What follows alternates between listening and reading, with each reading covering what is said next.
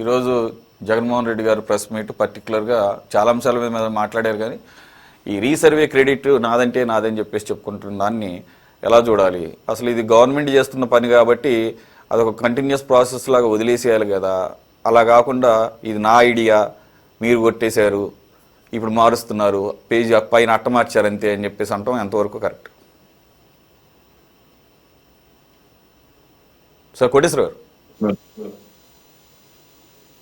సురేష్ గారు, మిమ్మల్ని sir yeah yeah ఇప్పుడు అనేక పథకాలు లేదా అనేకమైనటువంటి కార్యక్రమాలు ఒక ప్రభుత్వంలో ప్రారంభించి మరొక ప్రభుత్వంలో కొనసాగుతున్నాయి అనేటువంటిది అందరికీ తెలిసినటువంటిది.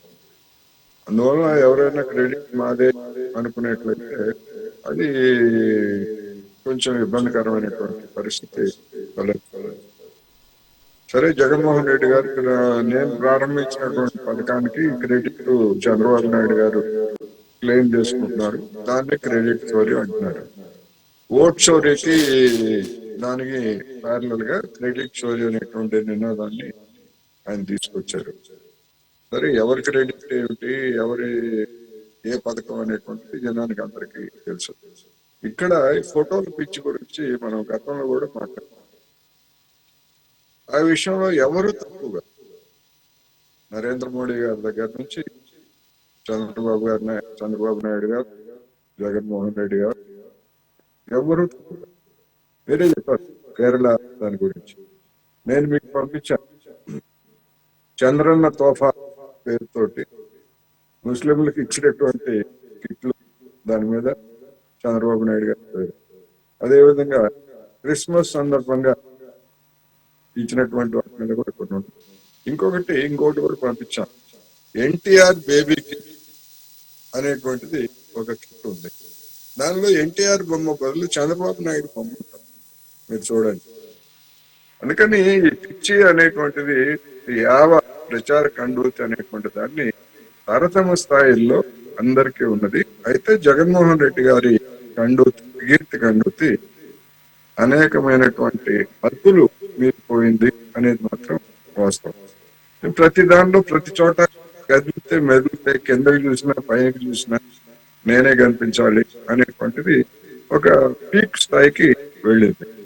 సరే, దాని యొక్క ఫలితాలు, పర్యవసానాలు కూడా ఆయన ఏ విధంగా అనుభవించారో ఇప్పటికీ ఏ విధంగా ఉంటున్నారో మనకు చూస్తుంది. అందుకని ఇది ఇక్కడ రీసర్వే 2 అంటున్నారు కదా, ఇది గతంలో వచ్చినటువంటి ఫిర్యాదుల ఆధారంగా ఆ ఫిర్యాదులను సరిచేసి లేదా కొత్త పాస్బుక్లు ఇచ్చారా, లేకపోతే నిజంగానే మళ్ళా రీసర్వే పూర్తిగా చేశారా అనేటువంటి నాకైతే స్పష్టత లేదు. నేను మీడియాలో చూసిన దాని ప్రకారం మళ్ళా మరొకసారి సర్వే చేసినటువంటిది ఏమీ కాదు. మళ్ళా మరొకసారి సర్వే చేయగలిగితే మళ్ళా కొన్ని వేల కోట్ల రూపాయలు తగలేదు.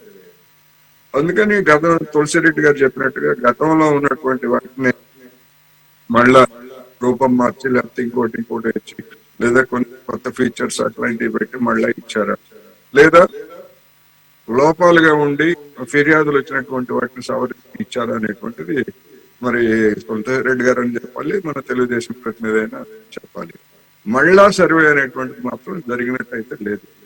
కొన్ని లోపాలను సవరించి ఉండొచ్చు. ఇప్పుడు తెలంగాణలో కూడా జరుగుతుంది అదే.